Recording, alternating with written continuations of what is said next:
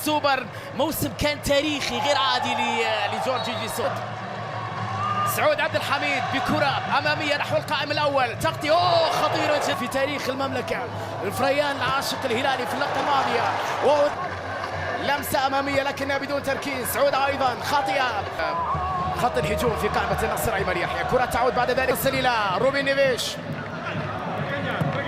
سعود طويلة أمامية، تحرك من جانب يسار، ولكن دفاع سيرجي يتدخل في اللحظة الأخيرة. سيرجي ميلينكوفيتش سافيتش قبل، ثم بعد ذلك عند خايبري في الاستقبال في محاولة مرور التغطية. سعود على تنفيذها، يلعبها كرة طويلة نحو القائم الأول. كوليبالي رأسية لكن إلى سيرجي على الجهة اليمنى. سعود عبد الحميد في المساحة، تقريبا أول تحرك، تمريرة لكنها كريستيانو.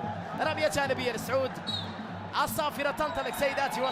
مالكوم بكرة جهة اليمين، تحرك لسعود، خطيرة هلالية بكرة عرضية لكنها سهلة بعد لم تكتمل.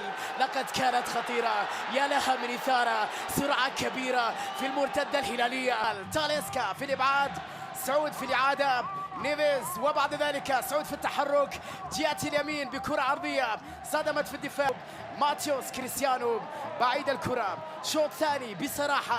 سافيتش، تحرك سعود بكرة عرضية بعيد عن الكل، لكن لودي يصل قبل خروجها، كان فيها تسلل. اللاعب اللي كان عنده تأثير كبير خارج المملكة كمحترف في واحد أخرى هلالية بينية خطيرة وفرصة لسعود، لكن التغطية أروع من الدفاع.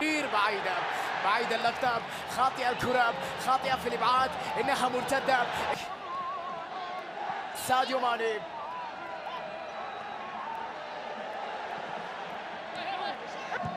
للوراء، سعود عبد الحميد، تمريرة باتجاه سيرجي، فرصة للرابعة خطيرة. هذا أداء كارثي لواحد من أعظم اللاعبين في تاريخ كرة القدم السنغالية وفي تاريخ أفريقيا.